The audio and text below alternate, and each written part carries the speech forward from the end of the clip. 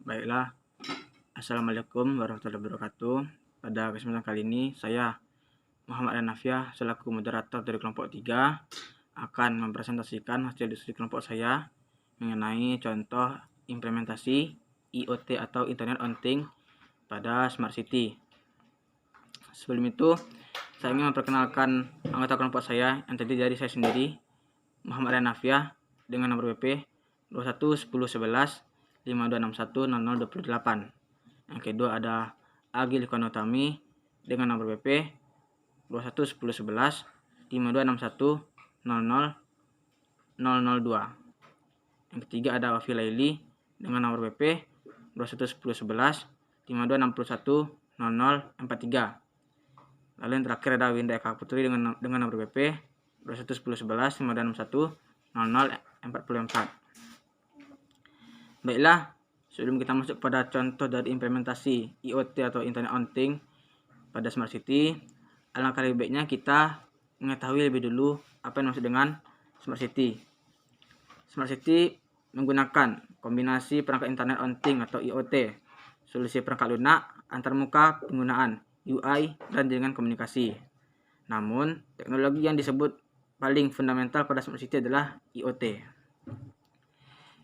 IoT sendiri adalah sistem perangkat komputasi yang saling terkait, mesin, mekanik, dan digital, objek, hewan, ataupun orang yang dilengkapi dengan pengidentifikasi unik dan kemampuan untuk mentransfer data melalui jaringan tanpa memerlukan interaksi antara manusia atau manusia dan komputer.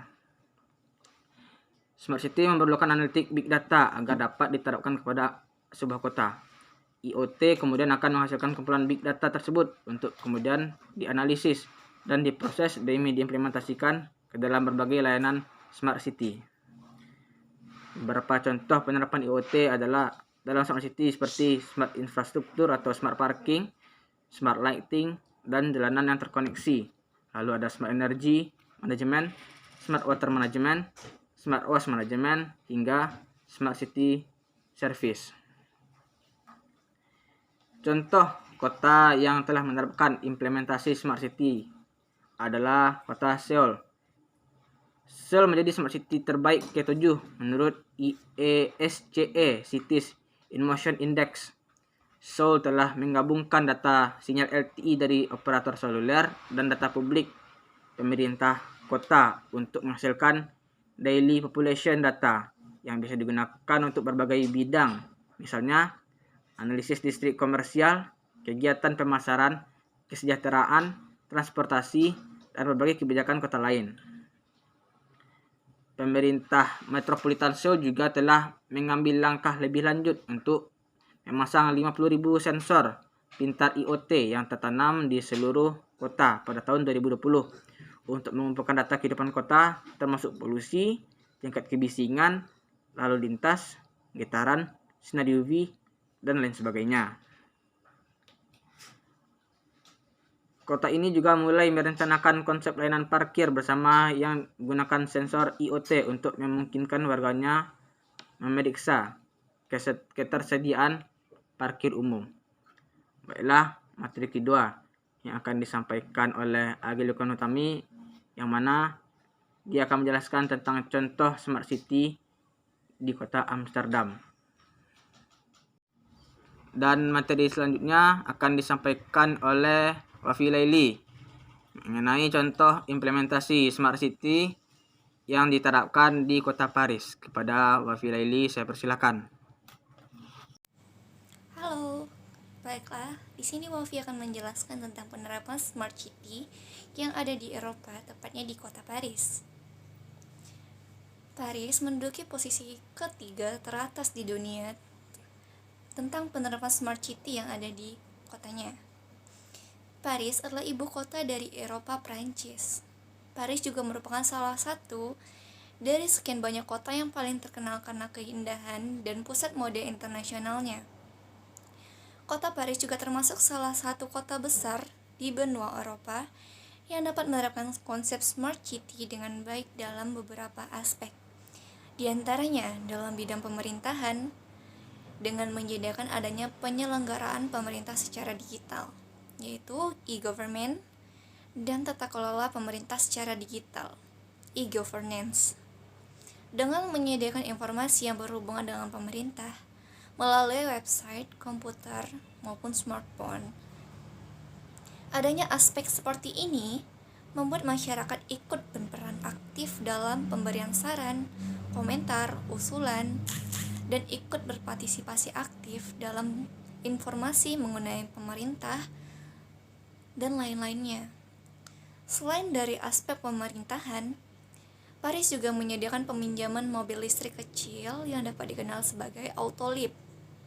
Autolib ini adalah program dari wali kota Prancis yang menyediakan jasa tersebut untuk dapat mempermudah, tidak membuat polusi dan kemacetan kendaraan yang berlebihan. Dan seperti yang ada di beberapa berita, Autolib ini difungsikan untuk masyarakat agar mengurangi bike sharing, sehingga mereka dapat melakukan peminjaman secara bersama-sama.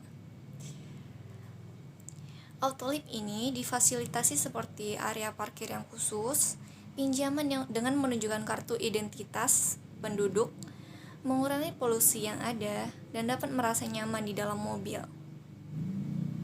Dengan penerapan konsep Smart City yang ada di kota Paris ini, sudah dapat memenuhi beberapa aspek.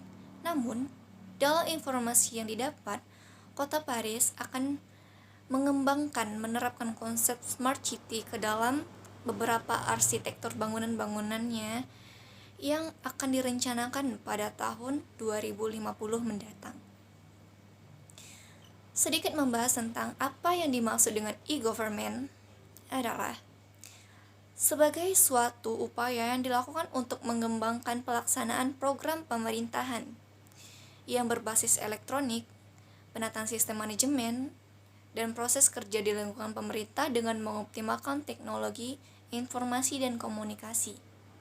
Sedangkan e-governance adalah salah satu bagian dari penerapan terwujudnya Smart City. Smart City sendiri meliputi 5 dimensi, diantaranya Smart Governance, Smart Environment, Smart Living, Smart People, Smart Mobility, dan Smart Government. Sekian informasi yang dapat saya sampaikan mengenai penerapan Smart City yang ada di kota Paris. Baiklah, terima kasih kepada Alfi Laili. Materi selanjutnya akan dibacakan oleh Winda Eka Putri mengenai implementasi penerapan Smart City di kota Singapura. Kepada Winda Eka Putri, saya persilakan. Singapura, dengan reputasinya sebagai salah satu negara yang terdepan dalam hal teknologi, tak heran bila negara ini sudah menerapkan konsep Smart City. Singapura mulai meluncurkan program Smart Nation pada tahun 2014 dengan melibatkan pemasaran sensor di sekitar kota untuk mengambil sejumlah besar informasi tentang apa yang dilakukan warga setiap hari. Dengan cara ini, mereka dapat mengukur seberapa bersih satu area hingga seberapa ramai suatu negara. Singapura juga meluncurkan sistem transportasi bertujuan One Monitor, yakni portal komprehensif di mana warga dapat mengakses informasi lalu lintas yang dikumpulkan dari kamera pengintai yang dipasang di jalan dan taksi menggunakan GPS. Selain itu, ada pula Parking Guidance System yang dikeluarkan Singapura untuk memberikan informasi real time kepada pengemudi tentang ketersediaan parkir serta Smart Beach sebagai bagian dari program pengolahan limbah cerdas mereka.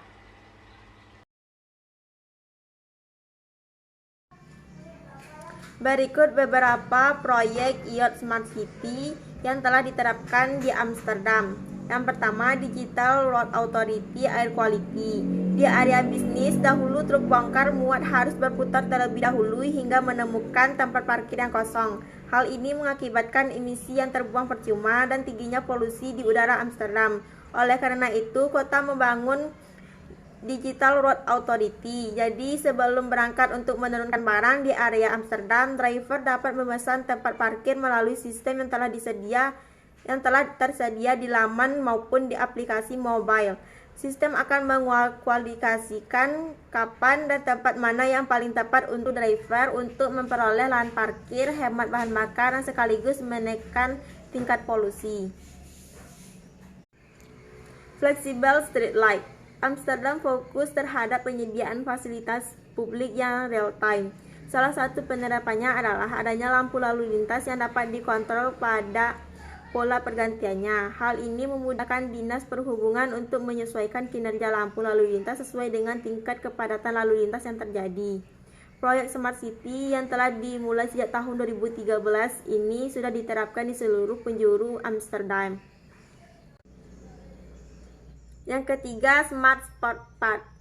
Seperti yang kita ketahui, sarana prasarana olahraga seperti galanggang dan stadion memakan banyak energi listrik. Melalui Smart Sport Park, pemerintah kota membuat seluruh fasilitas olahraga lebih hemat energi dan ramah lingkungan dengan turut melibatkan klub-klub olahraga di Amsterdam. Mulai dari penerapan solar panel, lampu hemat energi, dan beragam solusi cerdas lainnya. Proyek yang berfokus pada energi, cahaya, dan komunitas ini bertujuan untuk meningkatkan penggunaan energi secara lebih efektif dan efisien, dan meningkatkan kesempatan untuk berbagi ilmu lebih banyak kepada orang. Yang keempat, fuel cell teknologi. Setelah penelitian selama hampir 40 tahun, saat ini telah ditemukan teknologi fuel cell yang dapat menghasilkan energi lebih besar, bahkan lebih besar dari pembangkit listrik berbahan bakar, sehingga mampu menekankan emisi CO2 hingga 50%. Teknologi ini pertama kali diterapkan di gedung De Groenboot yang saat ini mampu memenuhi kebutuhan energi listrik sendiri.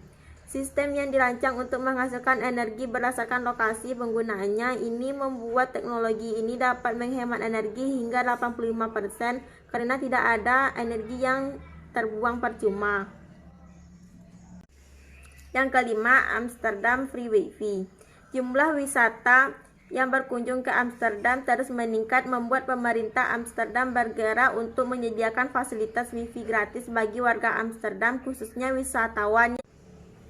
Yang keenam, amsterdamopen.nl. Melalui laman amsterdamopen.nl, warga Amsterdam dapat mengirimkan ide maupun pernyataan melalui sosial media untuk kemudian memberi jawaban atas permasalahan yang telah dihadapi oleh warga kota Amsterdam.